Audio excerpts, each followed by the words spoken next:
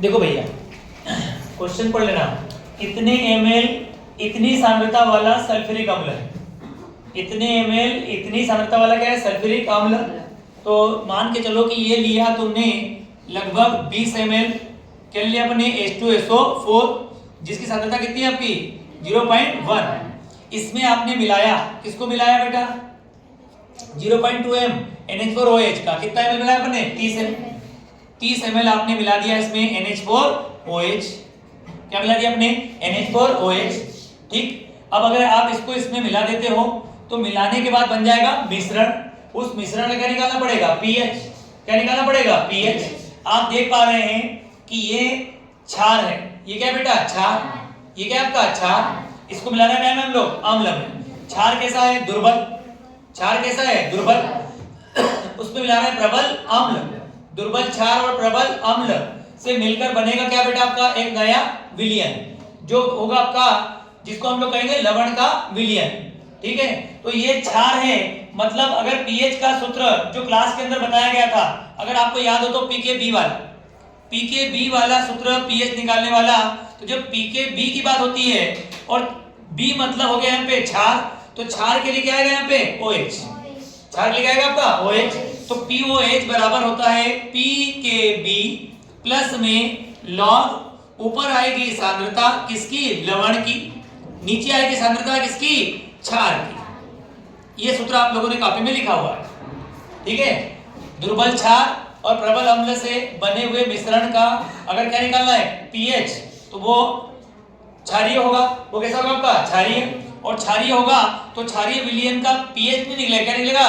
POH। क्योंकि क्षारीय विलयन में OH माइनस आयन पाए जाते हैं। क्षारीय विलयन में क्या होते हैं? OH minus ion.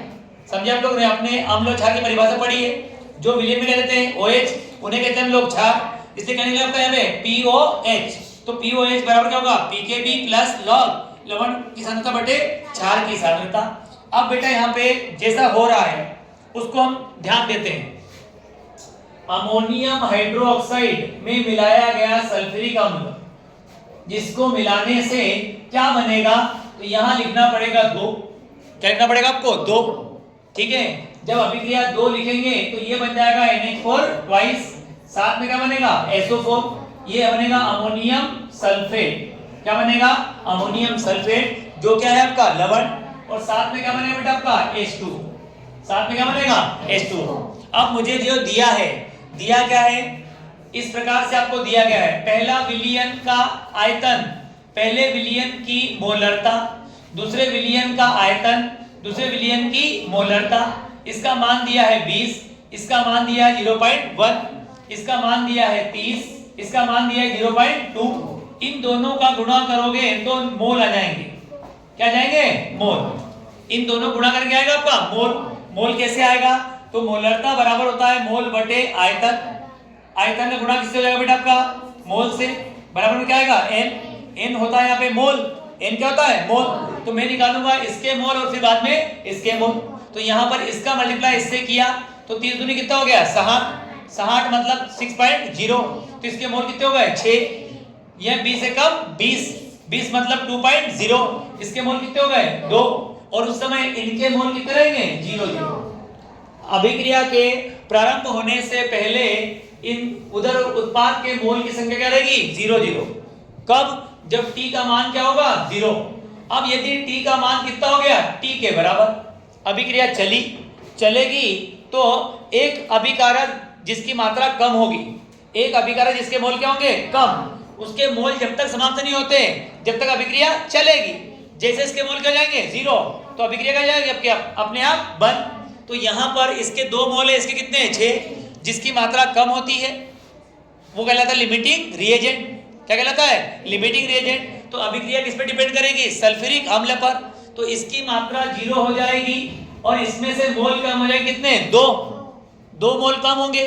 चूंकि कितने अणु है इसके? 2 हैं, तो 2 दूनी कितने कम हो जाएंगे? 4। इसमें से कम कितने होंगे? 4। इसमें 4 कम होंगे, कितने बचेंगे? 2 बचेंगे। और वही 2 जो कम हुए हैं वो क्या बनेगा? Ammonium sulphate. क्या बनेगा? Ammonium sulphate. उतने मोल किससे बनेंगे? जल के। उतने मोल किससे बनेंगे?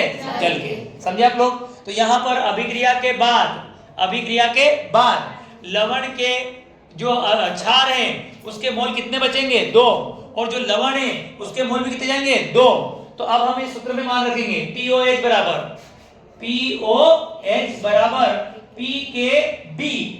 PKB का मान दिया है 4.7, फिर लगाया अपन यहाँ पे प्लस, फिर साथ में आएगा लॉग में यहाँ पे आएगी सांद्रता किसकी? लवण की सांद्रता मतलब लवण के मोल कितने दिए हैं? 2।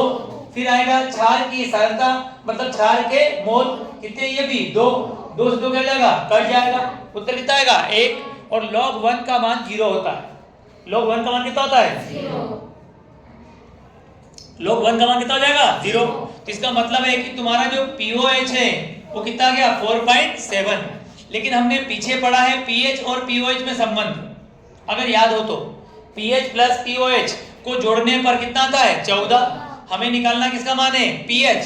तो pH का मान निकालोगे तो 14 में से क्या घटेगा? POH, मतलब 14 माइनस 4.7 घटा देंगे, क्या निकल आएगा? pH कितना आएगा? 9.3 उत्तर आ जाएगा।